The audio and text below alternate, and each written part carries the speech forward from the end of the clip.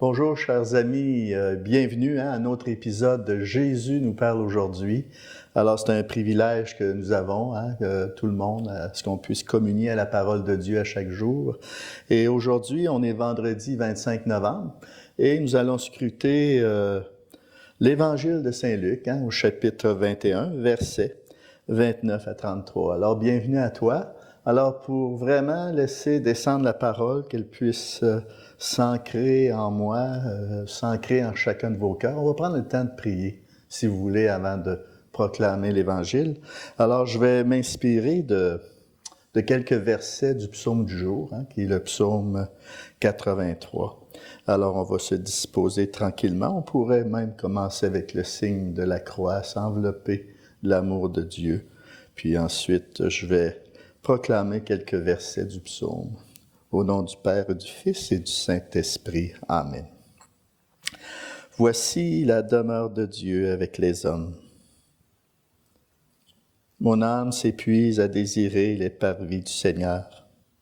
Mon cœur et ma chair sont un cri vers le Dieu vivant.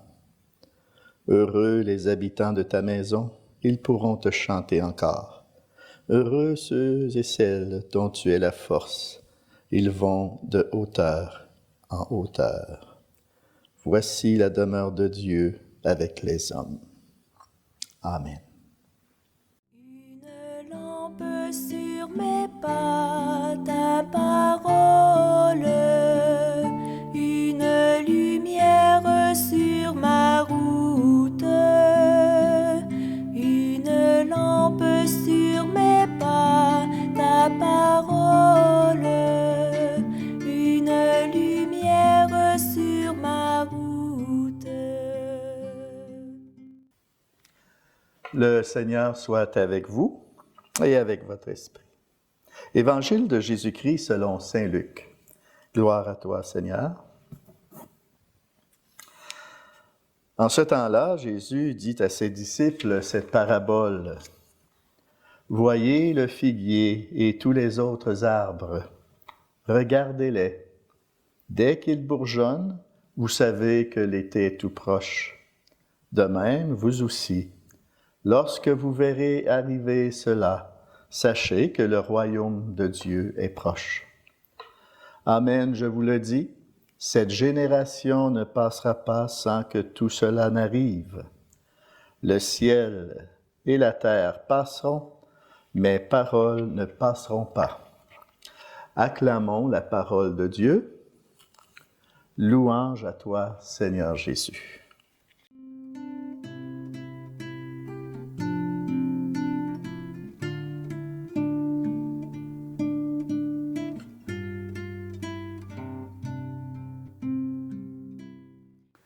Alors voilà, chers amis, on s'approche de jour en jour, on s'approche du temps de l'Avent, qui est ce temps d'attente, ce temps de préparation à cette belle fête de Noël.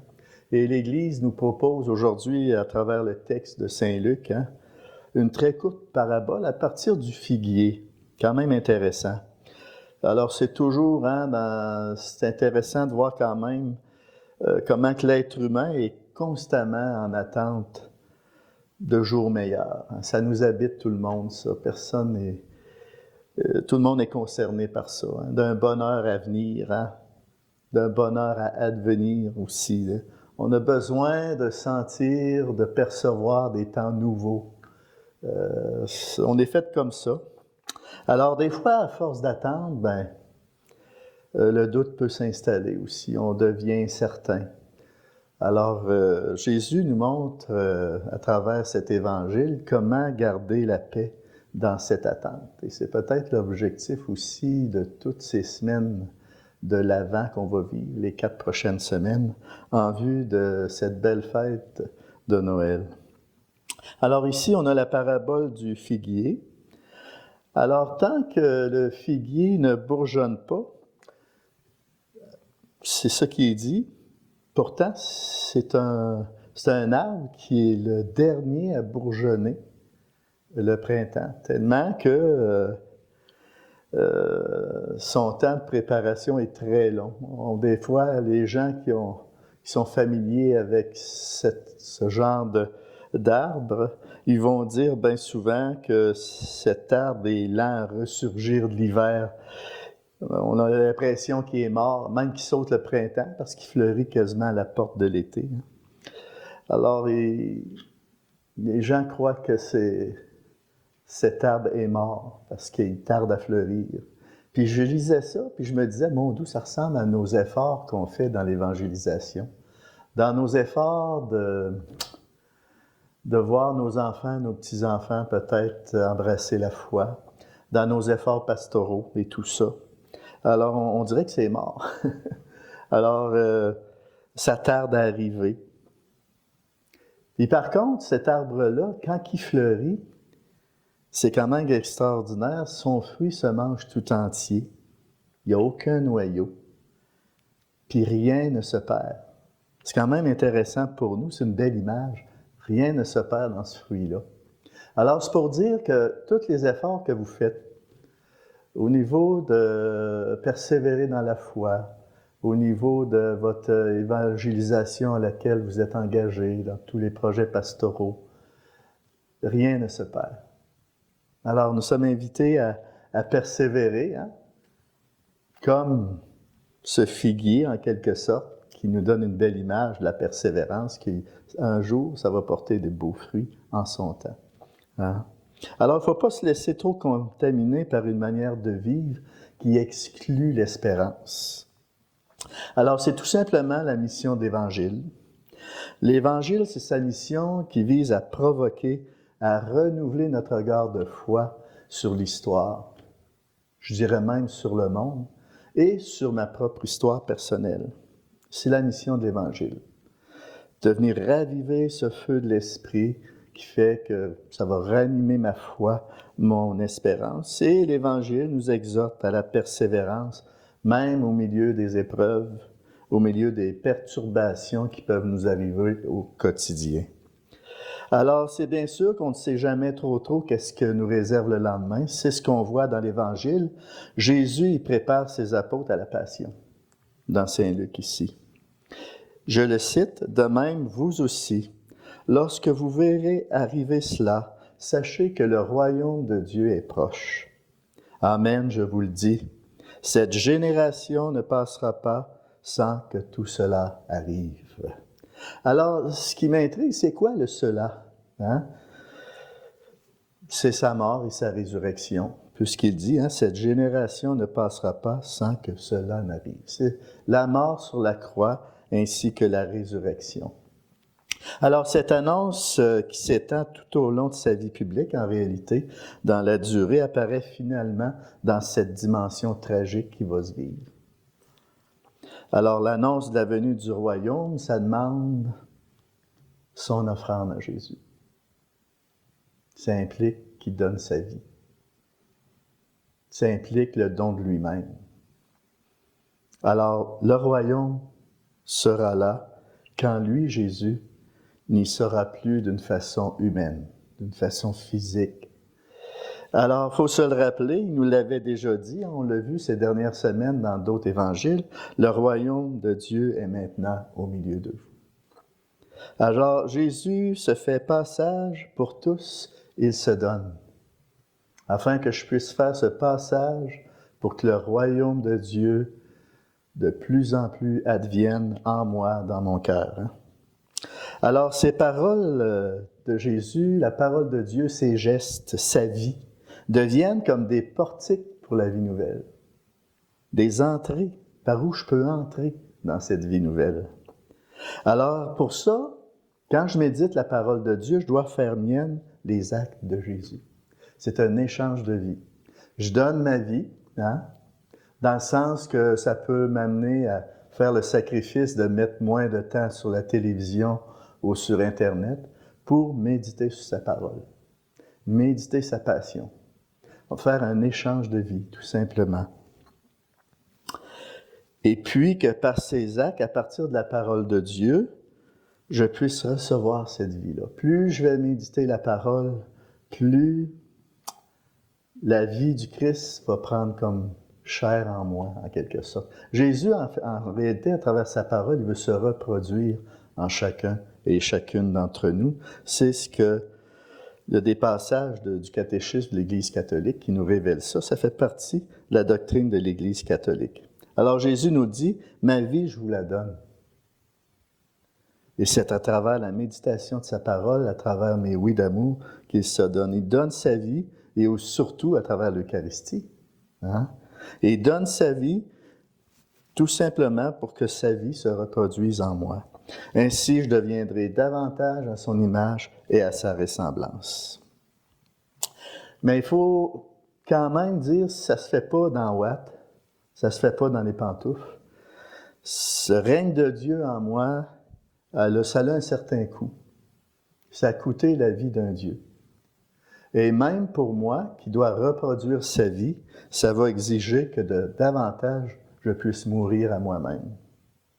Mourir à mes caprices, mourir à mes aises, mourir à tout ce qui peut entraver d'accomplir sa volonté tout simplement chaque jour, à chaque instant. Je dois mourir à ça.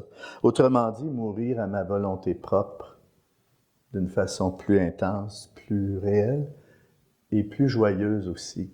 Il ne faut pas que ça soit quelque chose de lourd. Je mets toute ma joie à renoncer à ma volonté propre pour embrasser la sienne, puis que ça devienne un je t'aime, les plus beaux je t'aime que je puisse lui donner. Alors, puis en même temps, plus je vais entrer dans sa volonté, plus je donne vie à sa volonté. Puis à ce moment-là, la grâce de l'Esprit Saint va souffler en vous, puis vous allez sentir la parole de Dieu naître en vous. Plus je vais renoncer à moi-même, puis c'est le bon Dieu qui fait l'ouvrage, là. Alors, c'est tout simplement lui donner la permission de venir travailler dans mon cœur à travers sa parole. Et vous allez voir que la parole de Dieu, plus qu'elle va s'installer en vous, plus vous allez... C'est comme un nouvel enfantement. Je vais naître d'une façon nouvelle. C'est comme une nouvelle naissance en réalité, par l'Esprit Saint. On le voit dans Jean 3 avec Nicodème, hein? Naître d'en haut. Alors, à ce moment-là, plus je vais me nourrir de la parole, plus je vais sentir, je vais même le sentir, plus va naître en moi la sobriété, le calme, la paix, la bienveillance. Et tous les fruits de l'Esprit Saint vont se manifester en moi. Et ce sera des signes, des dispositions, que c'est le signe que la parole de Dieu demeure en moi. Ce seront des signes. Mais quand se manifestent en moi des mouvements d'anxiété, des mouvements de passion agitée, du découragement, de toutes sortes d'inquiétudes, quand ça jaillit de mon cœur, est-ce que la parole demeure en moi à ce moment-là? Est-ce que ce n'est pas un signe que je vis un relâchement dans mon intimité avec le Christ, dans mon intimité avec le Seigneur? Alors, c'est ce que cette parabole nous invite, hein? À s'ouvrir davantage dans cette attente de l'action de l'Esprit Saint tranquillement, avec la certitude qui agit. Rien ne se perd, hein? On l'a vu tantôt, rien ne se perd. Alors, par contre, on a besoin de passer à travers les purifications nécessaires pour que je diminue, pour que lui grandisse. Alors, ça va être comme un soleil, plus je vais cheminer dans ça, plus la parole va entrer en moi, plus ça sera comme un soleil, hein, lorsqu'on ouvre les battants d'une fenêtre, un beau jour de soleil, pour laisser entrer ce soleil de justice qui est la parole de Dieu et qui va s'installer en nous, qui va faire sa demeure en nous.